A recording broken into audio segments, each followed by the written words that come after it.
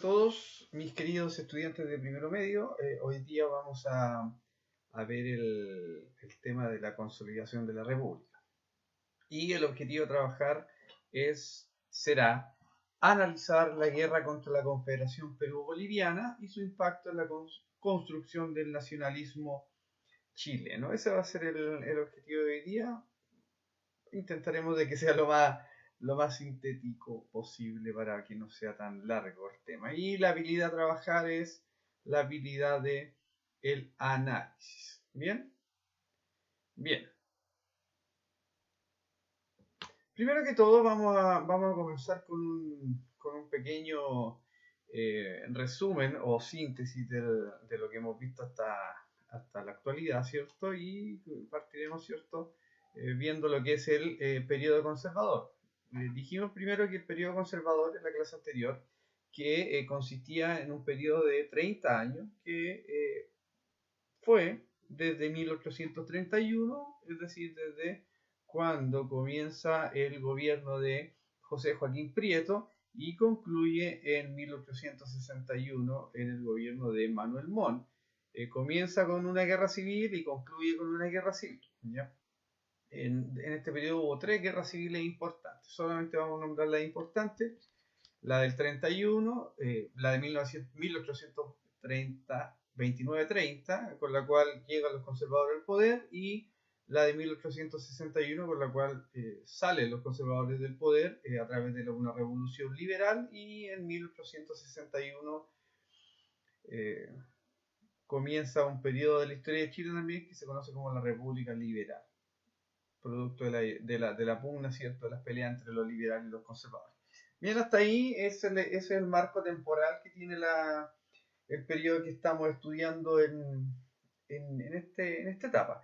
Bien, desde el punto de vista político, solamente los voy a nombrar y decir alguna que otra cosa para no alargar tanto el tema. Desde el punto de vista político, vamos acá, aquí. Desde el punto de vista político, se ampliaron los poderes otorgados por la Constitución, ¿cierto? Recordemos que en la clase anterior analizamos en qué consistía la Constitución de 1833 y dijimos de que era una constitución bastante conservadora porque le daba mucho poder al presidente de corte autoritario y también le daba atribuciones al Congreso, como las leyes periódicas, ¿cierto? Y otras, y dentro de la ideología dominante, lo que tiene que ver con la iglesia también era un elemento primordial, ¿cierto? Para poder entender cómo se organizaba el país.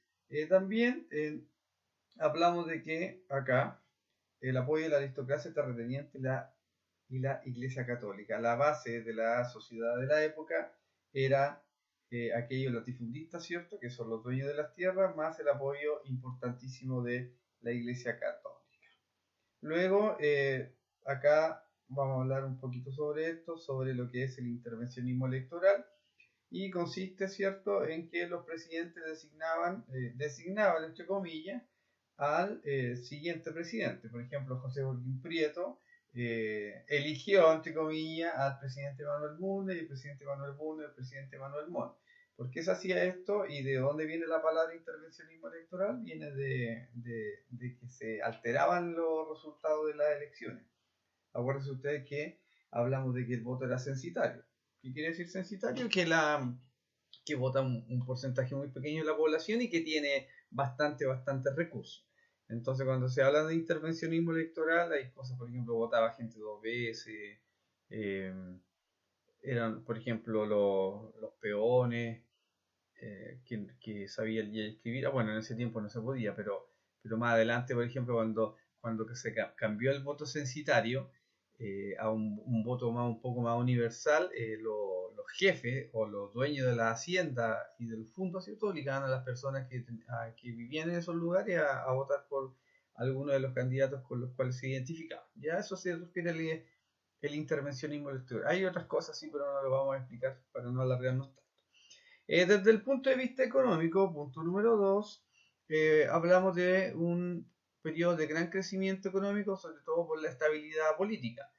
Como Chile era un país que se caracterizó, a pesar de la guerra civil, se caracterizó de tener sucesiones de presidente uno tras otro, Eso le dio cierta estabilidad política al país, lo que provocó que el crecimiento económico fuese sostenido, sobre todo con las exportaciones, primero del guano, después vino la agricultura, ¿cierto? Y después finalmente en la última etapa del siglo XIX hablamos de la economía del salitre, que va a ser un tema aparte. El modelo de crecimiento ya es un modelo de corte capitalista. Cuando hablamos de capitalismo hablamos de inversión, ¿cierto? Durante el octavo básico hablamos del sistema mercantilista cuando trabajamos en la Revolución Francesa. Bueno, paulatinamente el modelo económico fue cambiando y se convirtió en un modelo de crecimiento capitalista en donde lo importante es invertir el dinero para poder después generar riqueza, que ha sido una de las bases de lo que actualmente es uno de los grandes problemas de nuestro país actual y que tiene que ver mucho con las revueltas sociales que han ocurrido desde octubre en adelante y que están ocurriendo en algunas regiones y comunas pobres del país, que tiene que ver con que hay una acumulación, un exceso de acumulación de recursos por parte de una minoría de la población frente a una gran mayoría, estamos hablando de 10, 12, 15 millones de personas que tienen muy poco, ¿ya? Incluyendo la clase media en Chile, que es un tema interesante también de analizar. Y también Chile siempre se ha caracterizado, vamos aquí abajo, por ser un país monoexportador o exportador de materias primas. No somos un país industrializado. Durante el siglo XX, después de la crisis económica de 1929, se va a intentar a través de los gobiernos radicales hacer un tipo de industrialización, pero durante el siglo XIX Chile siempre fue un exportador de materias primas. No produce tecnología, no, sus industrias no son de bienes secundarios, que son aquellos que son producidos dentro del país, pero más bien lo que hace es exportar. Y en este caso siempre ha sido monoexportador, que quiere decir que depende de una sola materia prima. Por ejemplo, el cobre, recursos forestales, el guano en algún momento, y el salitre después cobre y así, y el litio en algún momento lo va a hacer. Y ahí, pero esas son las características de la economía de la época. Desde el punto de vista de la sociedad, cómo se organiza la sociedad en la época, tenemos que el prestigio y el poder está concentrado en la aristocracia, que son aquellos que tienen títulos de nobleza, que son familias tradicionales que si bien es cierto, los títulos de nobleza ya se abolieron en el país con Bernardo Higgins Riquelme entre 1817 y 1823, pero que la influencia seguía. Entonces, todos esos apellidos rimbombantes, ¿cierto? Que todavía existen de algunas familias tradicionales. Y cuando se habla de terratenientes, son aquellas familias que tenían muchos fundos o muchas tierras en la época. O sea, un símbolo de estatus en el siglo XIX era tener fundos. Y la mayoría de los fundos estaban concentrados en las afueras de Santiago, en las afueras de Concepción, en lugares como Santa Cruz, Rancagua, Talca, en los lugares, por ejemplo, donde en la actualidad hay muchas viñas, de se produce vinos chilenos, que es uno de los mejores del mundo, ¿cierto? En esos lugares hay muchos sectores donde había mucha aristocracia terrateniente, que eran gente que tenía la tierra, ¿ya? Entonces ese era el símbolo de Estado. También importante destacar que se realiza una inversión en educación pública. Uno de los objetivos principales que tenía Diego Portales como ministro y todos los presidentes, Prieto Bullrich Montt y todos los que vinieron más adelante, era fomentar la educación pública. ¿Y qué quiere decir la educación pública? Son aquellos establecimientos educacionales, ya sea primario, secundario o universitario, que son administrados por el Estado. Después de 1831 se crearon muchas escuelas, se crearon escuelas primarias, escuelas secundarias, se crearon universidades como la Universidad de Chile en 1842, se crearon la Universidad Católica después, a fines del siglo XIX, ¿cierto? Como una entidad privada, se creó la Escuela Normal de Preceptores, los profesores normalistas, entonces se le dio un impulso. O sea, se crearon escuelas y también se crearon escuelas para, eh, para educar o más bien formar profesores profesionales. Ya que son los profesores normalistas que se llaman, que le pueden preguntar a sus abuelitos cómo eran. No sé si yo en algún momento les conté que eran esos profesores y yo alcancé a tener algunos que agarraban las patillas, ¿cierto? Eran súper estrictos, eran del dictado, del agarrar el libro y leérselo de mucha memoria. Bueno, ese estilo de educación era lo que se fomentaba en esta época.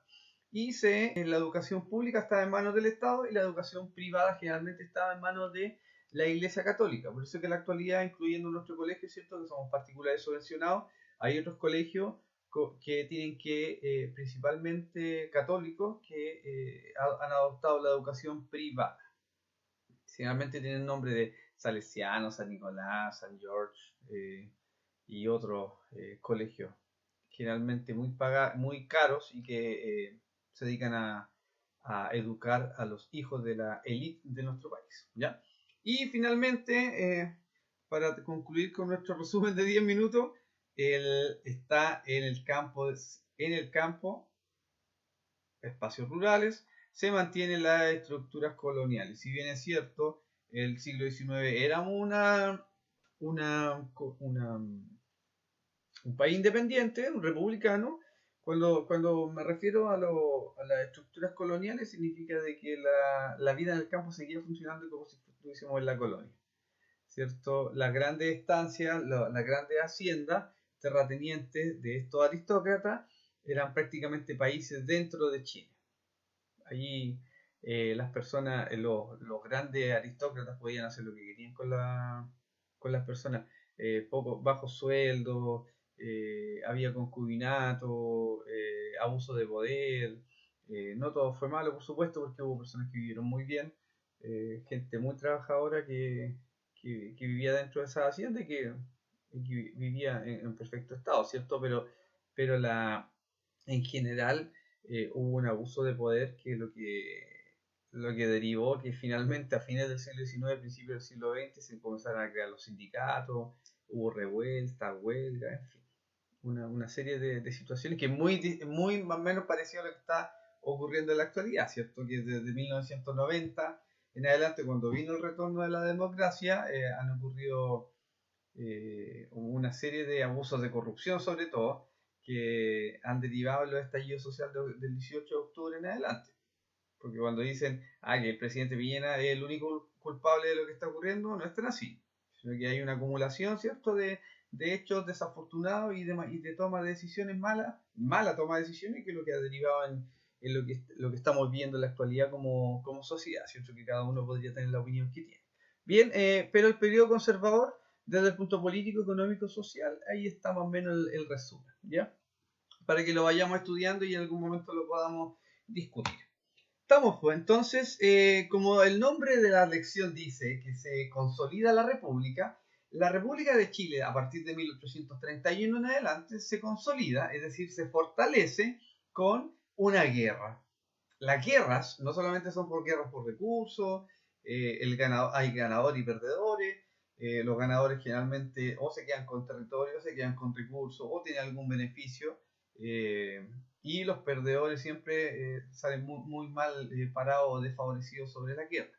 En este caso, la guerra chileno-peruano-boliviana fue la primera de las guerras que se enfrentaron estos países independientes, ¿cierto? Y se llama la guerra contra la Confederación Perú-Boliviana. Vamos a explicar desde el punto de vista chileno, porque como ustedes saben hay diferentes interpretaciones, interpretaciones peruano-bolivianas, interpretaciones chilenas. Vamos a hablar sobre la interpretación chilena desde la historiografía chilena, no nos vamos a meter más allá que eso.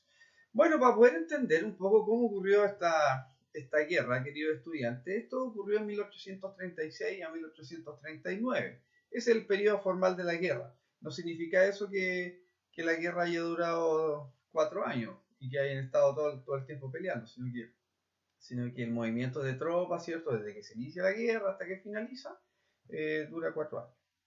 ¿Ya? Un personaje clave en todo este tema es el mariscal Andrés de Santa Cruz.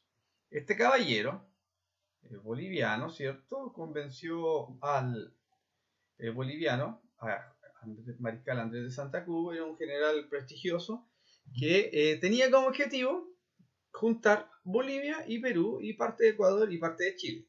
Porque como vemos en el mapa que está en su pantalla, ¿cierto? Lo que quería él como objetivo era unificar lo que antiguamente era el territorio del Imperio Inca. Entonces eso utilizaba territorios de Perú, utilizaba territorios de Ecuador, de Bolivia y de Chile.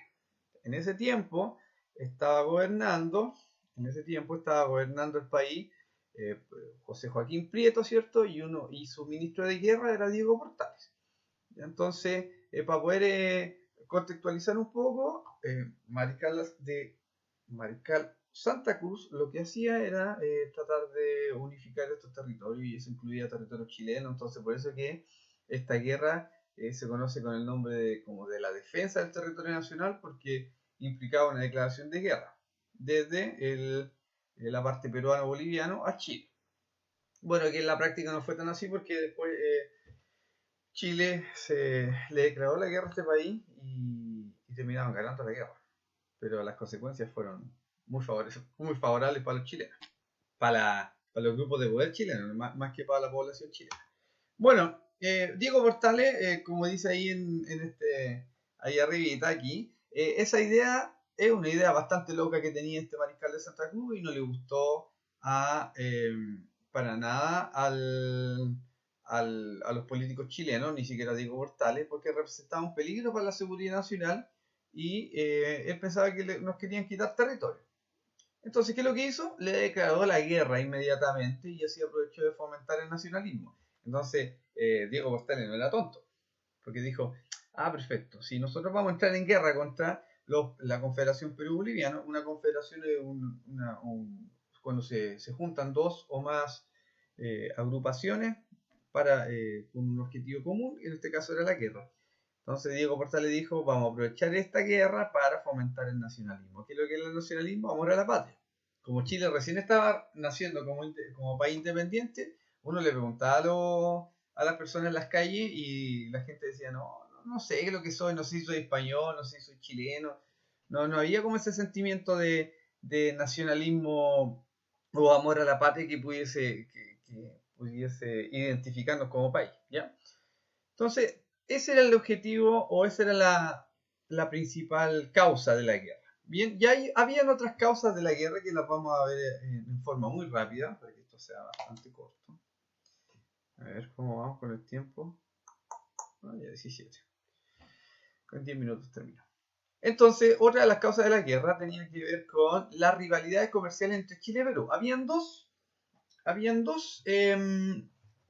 puertos principales, Valparaíso y el Callao. El Callao era un puerto demasiado importante, porque había sido el puerto del Virreinato del Perú, en donde llegaban la mayoría de los productos que eran repartidos para Ecuador, para Chile, entonces era un puerto demasiado gigante, como el puerto de Santos de Brasil, o Amberes, ¿cierto? O Amsterdam, en fin. Entonces existían rivalidades comerciales entre los chilenos, representados por Valparaíso, y los peruanos, representados por el Callao. ¿Ya?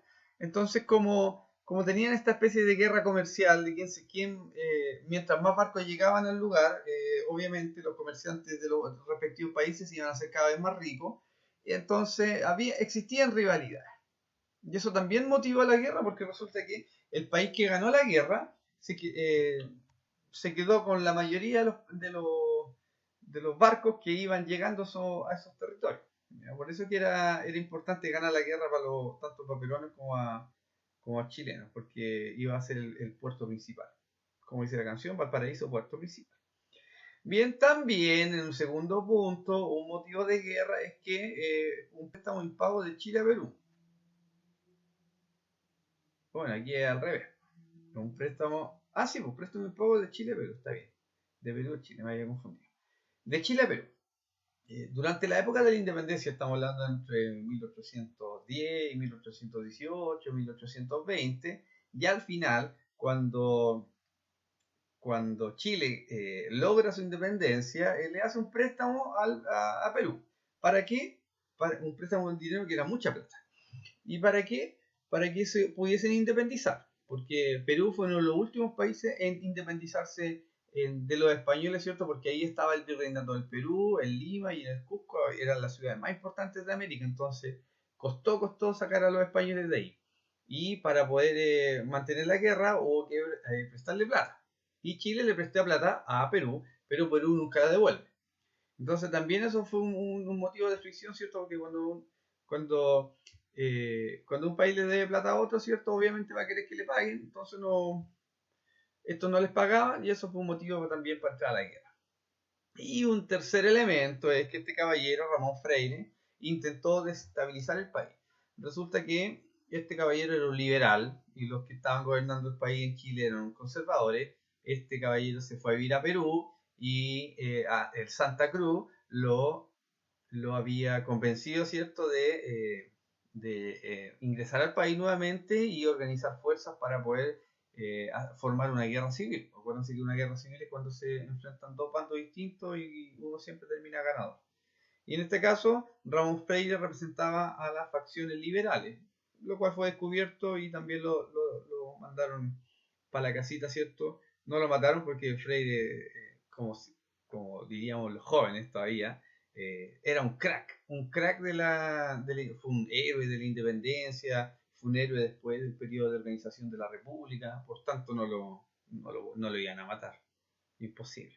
Solamente lo mandaron al exilio o fuera del país. Ya, entonces ahí tenemos causas de la guerra profunda.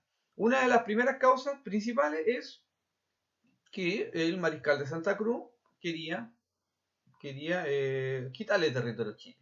Y las otras causas de la guerra, la rivalidad comercial, el préstamo que Chile le hace a Perú y el intento de guerra civil de Ramón Freire. Bien, dedito para arriba, ojalá que sí. Se me pierde el dedito, estoy medio raro. Ya, pues entonces nadie pescaba la guerra en verdad. Era una guerra que como que le decían, pero los chilenos que están viviendo en Santiago no pescaban la guerra, los que estaban viviendo en Conce, ¿qué más iban a pescar? Más para allá, bueno, para acá no había mucho. Los que estaban viviendo en Valdivia. Entonces, todas las personas del sur de Chile no estaban ni ahí con la guerra porque era una guerra que estaba demasiado lejos. O sea, ¿quién iba a pescar esa guerra?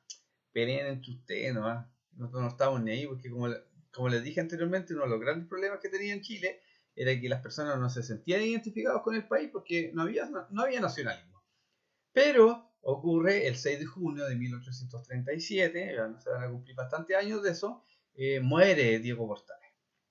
Lo asesinan en Quillota. Sí, en Quillota. Lo matan, ¿cierto? No vamos a entrar en detalle, pero el que quiera ver sobre eso podría leer un poquito a Baradit o historiografía, no literatura, sino que historiografía sobre eso, de por qué mataron a Diego Portales. Pero la cosa es que le hacen una encerrona y lo matan, lo fusilan. Entonces, ¿qué creen ustedes que pasó con eso? La gente se envalentonó, pues dijeron, pero ¿cómo nos mataron al ministro? Que era una figura súper importante. Entonces la gente quedó impactada. En ese tiempo no había Instagram, ni Facebook, ni una cuestión, ni WhatsApp, ni nada, pero se corrió la noticia.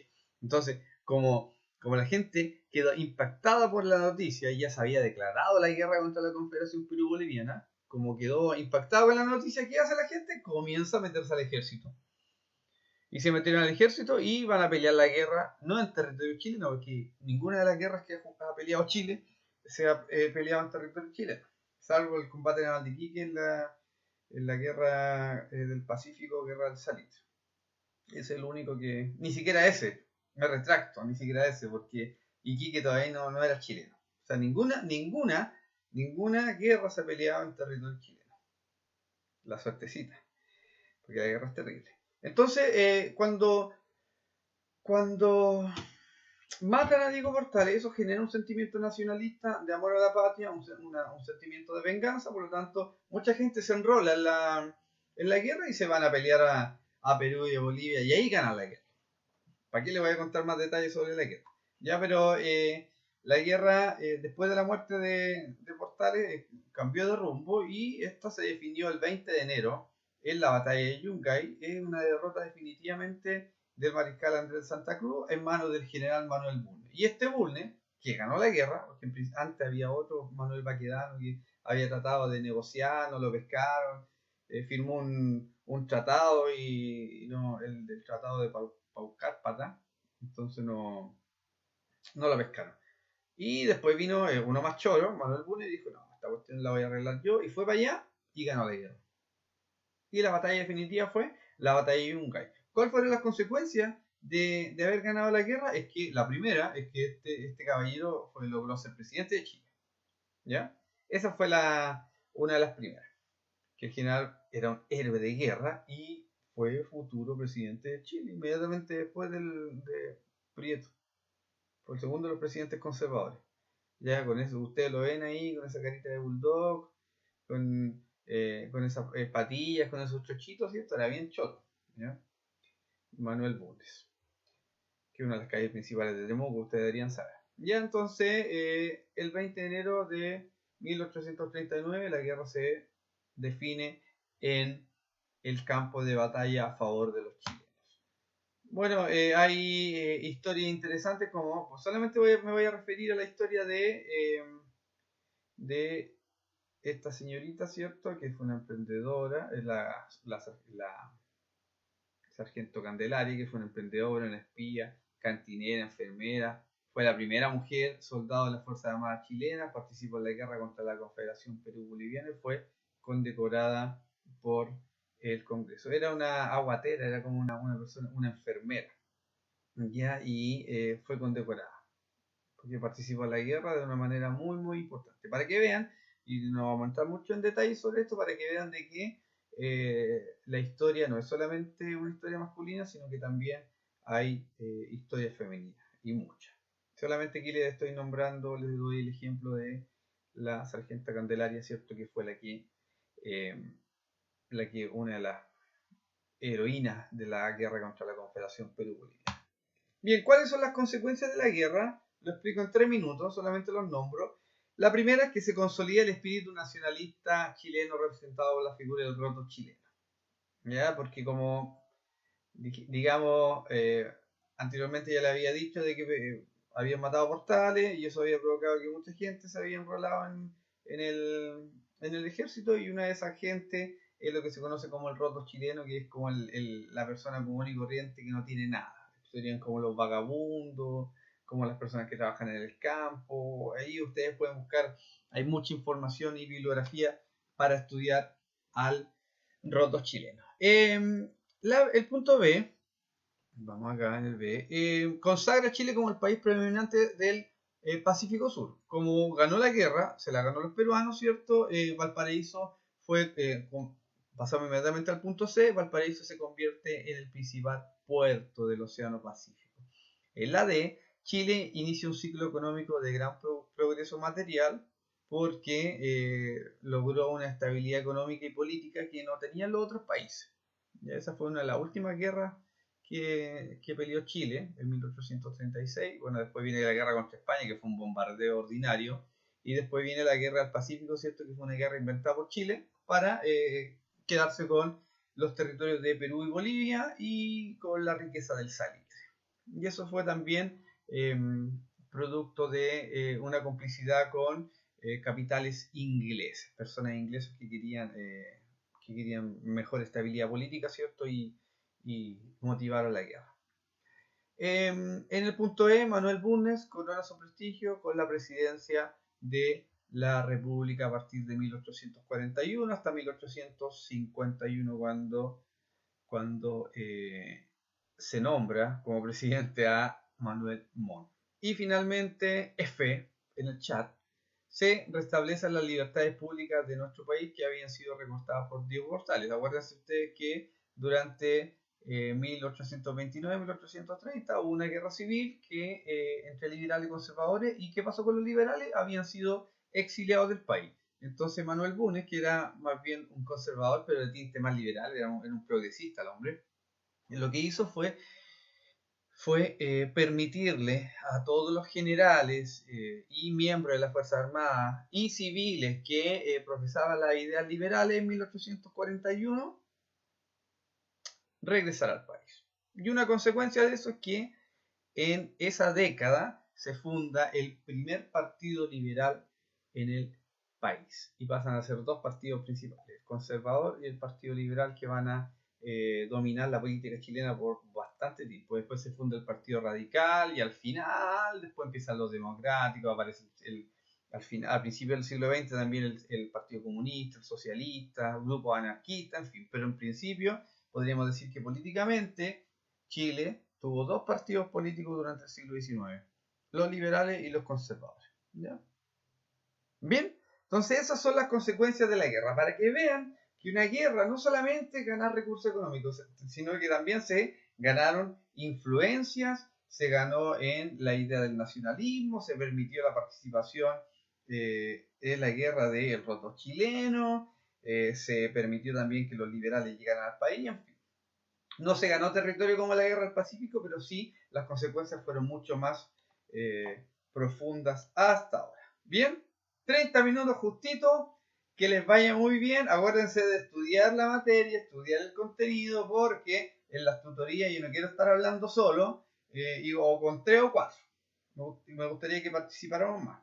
Bueno, siempre participan más, pero la idea es que pudiésemos hablar todos en esa tutoría. Bien, que les vaya muy bien. Good afternoon. Goodbye. No jueguen tanto Fortnite. Adiós.